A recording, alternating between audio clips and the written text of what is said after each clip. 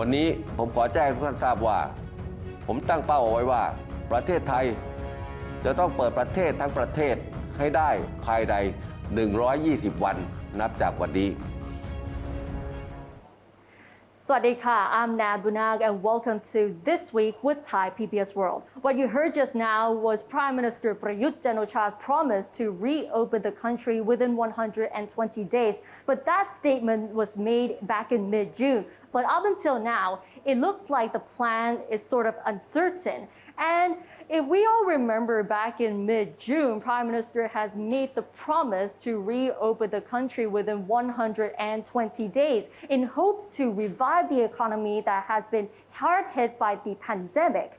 Prime Minister Prayut Chan-o-cha initially declared the whole of Thailand will completely reopen to overseas visitors by mid-October. But with the continued spread of COVID-19, he has sort of backtracked on the promise, saying during the censure debate at the beginning of the month that if complete reopening is not possible by then, only some sectors will. So let's have a listen.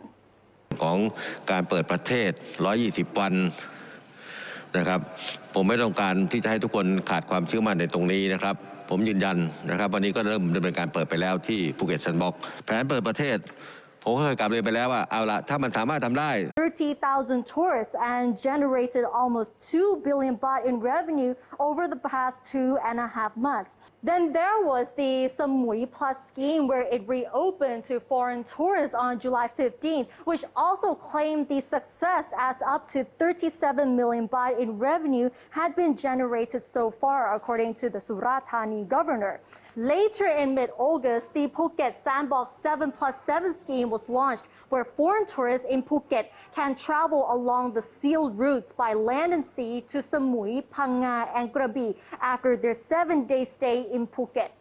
And so what's next for the reopening of Thailand? If we look at the second phase, it will start on October 1st, where the 5 provinces, namely Bangkok, Chonburi, that includes Pattaya, Prachuap Khiri Khan, that also includes Hue Hin, Phetchaburi, and Chiang Mai will be reopening on October 1st, according to the schedule. However, Bangkok seems to have delayed the reopening as the Tourism and Sports Minister Pipat Ratchakitprakarn announced that Bangkok will delay the reopening to October 15th instead, as they wait for at least 70% of the city's population to be fully vaccinated. Therefore, it will only be the 4 provinces, Chonburi, Phetchaburi, Prachuap Khiri Khan, and Chiang Mai, that may reopen on October 1st. And all of this is pending the CCSAs and the cabinet approvals. But this October 15th date is not even confirmed because recently the Bangkok governor Aswin Kwanmueang actually said that Bangkok is not ready to reopen by this date because the population of Bangkok has not been fully vaccinated, and their aim is to vaccinate at least 70% of the population before they can reopen the city. And for the third phase of the reopening, it is expected to be later in this year, where 21 provinces will reopen. And after that, this part is expected early next year in January 2022, where 13 border provinces will reopen in the 4th phase. And if we look at the entire reopening, it's not the entire country that will be reopening to foreign tourists, because if we look at each of the provinces, it will only be 43 provinces that will reopen to foreign tourists. However, even though the government shows confidence that they will be able to reopen, many people, including medical experts, have been showing their concern about the reopening. One of them was Dr. Prasit Wattanapa from Sirat Hospital, who suggested that the reopening should be delayed for at least a month before they actually reopen, because they want the population to be fully vaccinated before they can welcome foreign tourists. And it has been 2 months since the resort island of Phuket has reopened to foreign tourists under the Phuket Sandbox scheme. Although the government has claimed the success of this project, the resort island is experiencing a surge of COVID-19 infections as well. Recently, Khun Tilipnak Somphoplao has interviewed the Phuket governor on this issue. So what is the latest on the situation? Yes, Kunat. So I had a chance to talk to the governor of Phuket, Narong Wunsil, and he said that since the reopening for foreign tourists on July 1st, he remained positive and he thinks the province is on the right track. The island has seen over 31,000 foreign travelers that enter under the Phuket Sandbox scheme. 91 of those found to be infected with COVID-19. The number that the governor said is very low. And that is the result of the vaccine drive that Phuket able to get 80% of its population fully vaccinated, while there are about 2% of patients with severe symptoms. So the governor said that the new infection number might be high, but 87% of those are asymptomatic, which is a result of vaccine drive that have inoculated 80% of the island's population. เพราะฉะนั้นในสิ่งที่เราต้องไปคิดคำนึงกันต่อคือว่าเราจะทำอย่างไรที่จะเกิดความมั่นใจกับทั้งคนภูเก็ตเองทั้งนักท่องเที่ยวที่จะมาก็คือเรื่องของกรณีที่เกิดเหตุขึ้นมาอีกเช่นการแพร่ระบาดที่มากระทันหันแบบนี้นะครับ So Phuket has opened at least 15 isolation centers and hospitals in the past few weeks. These all together are able to facilitate to 2,000 asymptomatic patients, and Phuket Street Districts insist that they still have beds available for another 1,000 green patients or asymptomatic. So these places has been set up to help alleviate the burden of the government hospital and the field hospital so they can shift their focus and upgrade themselves to be facility for the more severe symptoms patients. And on top of that, the Public Health Ministry also set up medical team to reach out to the more remote areas, providing vaccines to the uninfected and medication for the infected. So unlike many other areas in Thailand, Phuket is already going ahead with the booster shot.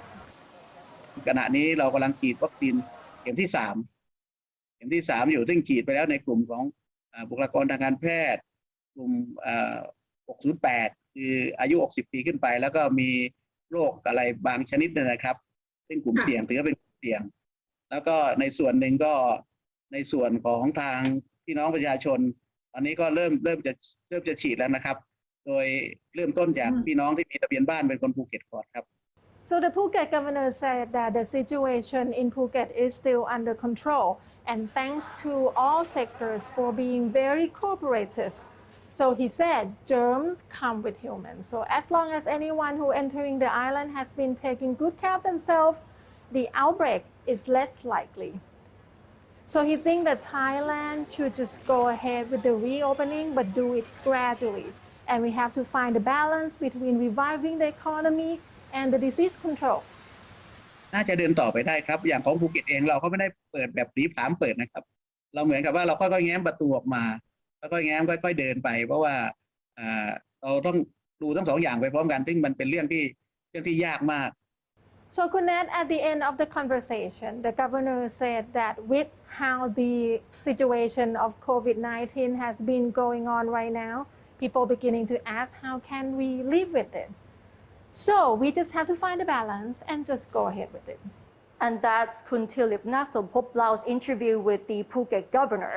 And with the Thailand's reopening, the industry that will get the most benefit is, of course, the hotels industry. And recently, Kun Hatthai Techikitiranan has interviewed the Thai Hotels Association on how they've been preparing for the reopening and how they've been affected by the pandemic.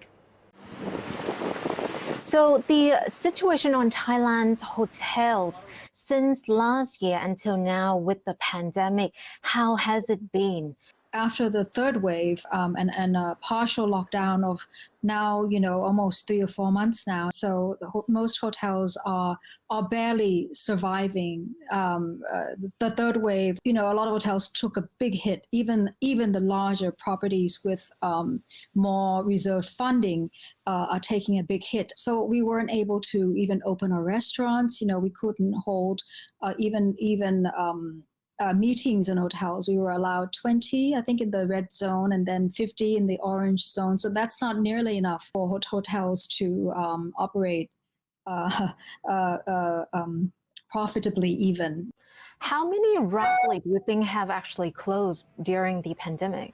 As of April this year, 50% of hotels are closed and 50% of the workforce, hospitality workforce, are out of work or back in the provinces and are waiting for Thailand to welcome back travelers in numbers, with enough numbers to fill the large supply of hotel rooms that we do have. Do you think it is a good sign of this new timeline set? Do you think that is something that the government is doing? Is it right direction? Of course, yes, because otherwise, we'll have hotels, closing down, more people be out of work. I think it's time the government shows that they do sincerely care about hospitality, about tourism, about people's jobs. We contribute almost 20% of Thailand's GDP, so we are very important. 90% of hotels are SMEs, so they're small, family-owned, independent properties. So they contribute to our economy. So we need to keep them afloat. Are you really confident, though, because there seems to be some signs that the complete reopening might not really happen in mid-October? I'm seeing movement that could be done, and government agencies are working together to make that happen in Bangkok. We need that especially. So if we can open up to travelers without quarantining at all, that would be a godsend. I still have reservations because it's not just Thailand, I mean, even if we lift our restrictions, it doesn't mean that people won't travel here. They still have to pay for insurance. They still have to pay for testing, so those are our roadblocks. But another big roadblock is our own rate of infections, which is right now above 10,000 per day, and we still have over 100 deaths per day. So we are still considered by some countries as a red country. That said, though, I'm sure because over 70% of travelers coming to Thailand are repeat customers. They know our country. They know the hotels. They have friends here. They love Thailand. I'm sure there's so many people, despite what they have to do, are dying to return. What do you think the government should be doing more to ensure the revival of this industry? To revive tourism, I think in the future people will be more interested in tourism products, newer tourism products, which Thailand is very capable of, such as medical wellness tourism, facilities for long stay, people who can work remotely, people who are aging, or even the millennials. We have so much to offer. How ready are Thailand's hotels to welcome more foreign visitors in the near future? As long as there is demand, there are guests, there will be hotels. We've been ready since April of last year. And thank you so much once again for joining us today. And that's the president of the Thai Hotels Association on how the reopening will benefit the entire hotel industry.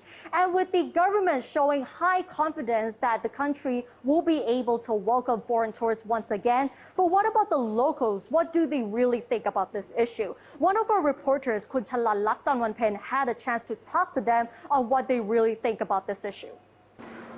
For more than a year, many places in Thailand have become ghost towns after the borders are closed in an attempt to contain the spread of COVID-19. Formerly bustling parts of the capital like Khao San Road or Silom, which used to strong with tourists and party-goers, are now empty. But 4 weeks from now, these places will welcome a breath of life again as Thailand reaches the 120-day government target to reopen the country. Let's hear what the local people think about it.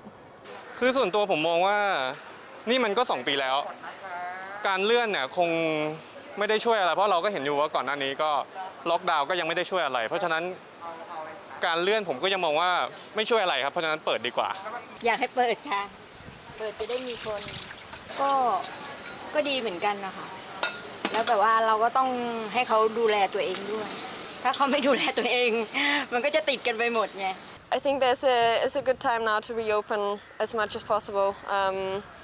because I think people miss traveling a lot. Yeah, I think it's the time that we have to accept the situation as it is and just like start again. While many may agree with reopening the country and welcoming foreign tourists back with hopes of saving the Thai economy, which relies heavily on tourism, some feel that Thailand is still not ready, fearing another outbreak that would worsen COVID-19 situation. รู้สึกว่าเรายังไม่พร้อมค่ะคนไทยยังไม่พร้อมกับสิ่งนี้เพราะว่าตอนนี้สถานการณ์โควิดยังไม่ค่อยคลี่คลายเท่าไหร่เนาะคิดว่ามันเป็นเรื่องที่ค่อนข้างเสี่ยงมากสำหรับประชาชนเหมือนเขาเอาเราไปเสี่ยงมากกว่ามุมมองผมนะผมว่าจัดพวกอุตสาหกรรมให้คนมีงานทำก่อนดีกว่านะไอ้เรื่องท่องเที่ยวนะคนไม่มีตังค์จะเอาไหนไปเที่ยวกันตอนนั้นเขาบอก120วันแต่ว่าจริงๆมันก็จะประมาณเดือนหน้านี่เนาะที่ว่าแบบน่าจะเป็นไปได้นะคะถ้าเขาพูดจริงมันก็อาจจะเป็นไปได้นะคะเพราะว่าเขาเป็นคนสั่งถ้าวัคซีนที่ดีมาถึงแขนประชาชนเมื่อไหร่เราคิดว่านั่นแหละถึงเวลาแล้วที่เราจะเปิดประเทศได้อยู่ที่นายกค่ะ It is expected the 120-day target will end on October 28 or roughly 6 weeks from now. Steps have been taken to get ready for the reopening. Sandbox projects in some areas of high potential have been and will be introduced, while approximately 20% of the population have been fully vaccinated. What's worrying for some people is the continuing number of new infections in 5 digits every day, but at the same time, it appears that the tourism sector cannot take any more pressure from the shutdown. It is up to the government to decide how to solve this dilemma. Chalalak Janwatpen reporting for the Thai PBS World. And that's Kun Chalalak Janwatpen on what do locals really think about the country's reopening. And now let's have a look at the other stories in our weekly roundup. People who received 2 doses of the Sinovac COVID-19 vaccine between March and May this year will be the first to be eligible for AstraZeneca booster shot starting next Friday, September 24th. Those who receive the Sinopharm vaccine will be next, according to Public Health Minister Anutin Chanviragun. About 14.2 million people, or just over 20% of the population, have received 2 jabs, while almost 9% have received their 3rd shots.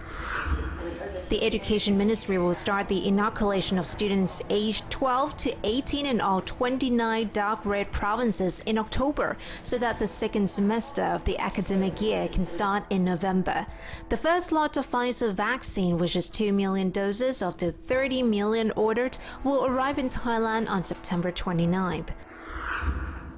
The House of Representatives has passed the long-awaited 4 draft bills against torture and enforced disappearance by state officials in its first reading with overwhelming yay votes.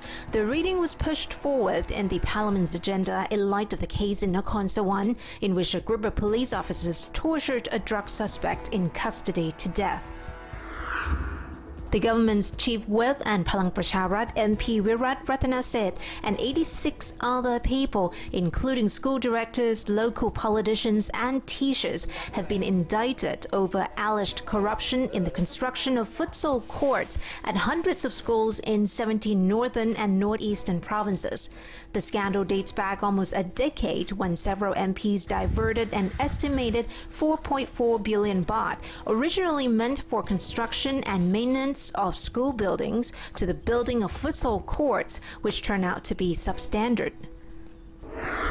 And now it's time for our weekly columns where we explore inside stories as well as exclusive interviews. For this week, we will start with Empowering Thai Women, where we connect you to amazing women who are successful, inspiring, and influential in their own ways. For this week, we had a chance to talk to Sylvie, who recently released her newest single, XL, to encourage women of all shapes and sizes to love themselves just the way they are. And she will also be talking about why body shaming still exists in Thai culture.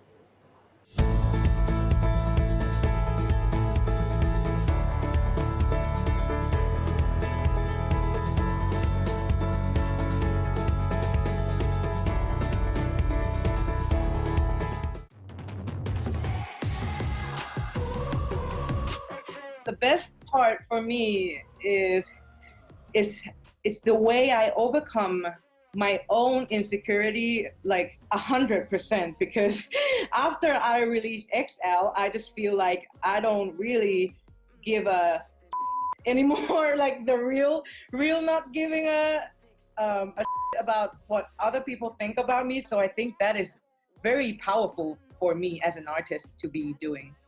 Pawida Morigi, or Sylvie, has been praised by fans not only for her powerful singing, but also for her body positivity. Now she's back with her latest single, XL, to encourage women of all shapes and sizes to love themselves just the way they are. Sylvie said that the best part of this journey was not only expressing her message through music, but also to feature a group of women who are the same people as her in her music video. So I have no doubt picking them to be in the MV, and I think it is a very great opportunity for them to shine their own way. Like a lot of Thai people didn't even notice that there is a bunch of girls that is not in the beauty standards, but they are living the best life. They are having fun. They are 100% confident with themselves. So I think it is a very great movement that we did. Sylvie first gained recognition when she was only 15 years old, when she entered a singing competition show, The Star. Since then, she has constantly been pressured by many people in the industry to lose weight and to be more feminine, or else she won't become famous.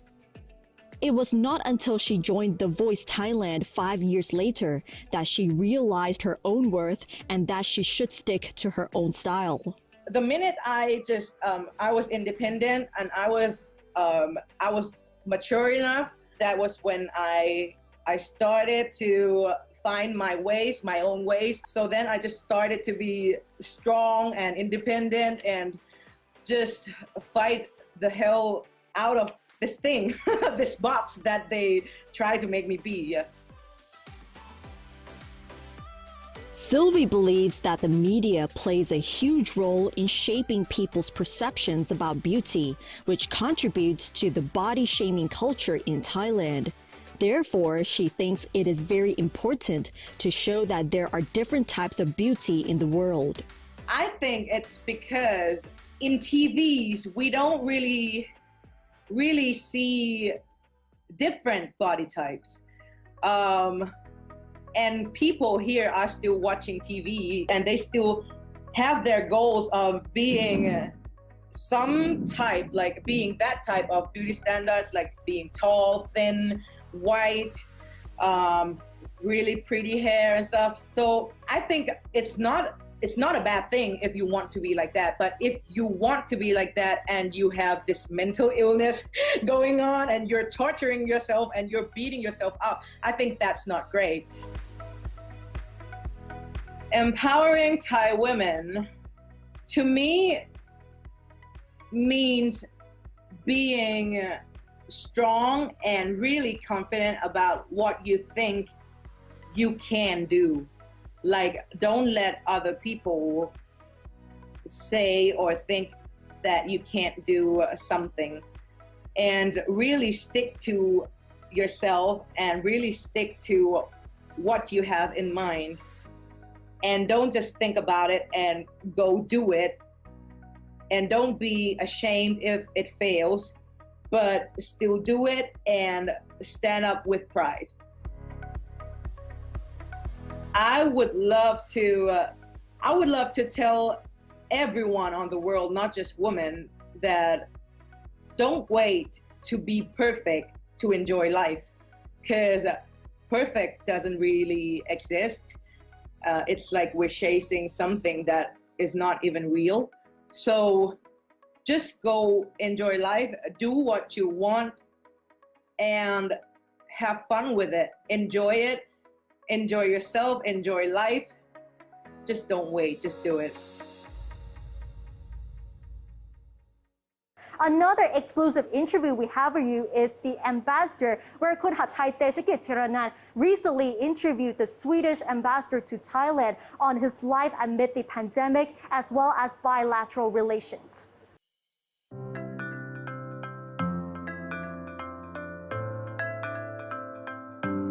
Arriving in Thailand with his wife and daughter in September last year in the middle of the pandemic, Swedish Ambassador Jon Ostrom Grundal spoke with Thai PBS World just after he came out of quarantine after a visit home. We are enjoying our life very much here in Thailand, but it's also something completely different for all of us. When I accepted, the situation was completely different. You had 3 direct flights every day from Stockholm. It's a different job, basically, currently. Thailand is so rich in its nature, but also in its culture, and above all, of course, its people. I like spicy food, and I mean, the Thai cuisine is fantastic, I think. Many Swedes, I would say, at least, are quite used to Thai food. We have almost 500, if not more now, Thai restaurants in Sweden. But of course, coming here, what I've experienced so far in terms of food, I mean, the quality and the tastes are even better here. Like many of us, the pandemic has affected his and the embassy's work and his lifestyle, and this means he's confined to enjoying his favorite pastime, chess, online. I like to play chess. Thailand is not a chess country per se, but there are some chess clubs, and I've become a member of one. But of course, COVID poses certain limitations to what is possible. There are some online tournaments, and hopefully we will be able also to have some club nights where we can meet and play chess overboard. In terms of bilateral relations, both countries are quite close, the ambassador said, as he revealed that sustainable development is now the focus of cooperation. It's very strong. Someone described the relationship between our countries as neighbors from afar. Swedes have come to love Thailand, and we have been visiting Thailand for many years now. We have a lot of Swedish companies present here, so that is something that we can truly build on.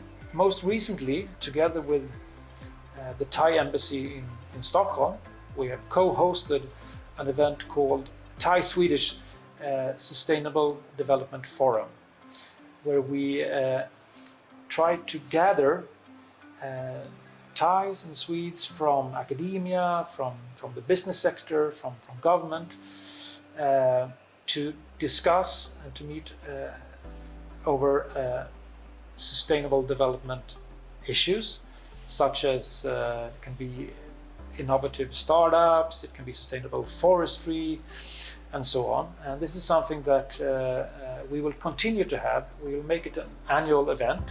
The Swedish Embassy in Bangkok has been quite active, having often been the first to use social trends to promote the country on social media, as well as being one of the most vocal diplomatic missions in the promotion of democracy and human rights. I'm very proud of representing a country. This is at the very core of Sweden's foreign policy. This is something that we advocate in all our missions abroad. We truly believe in a vibrant civil society.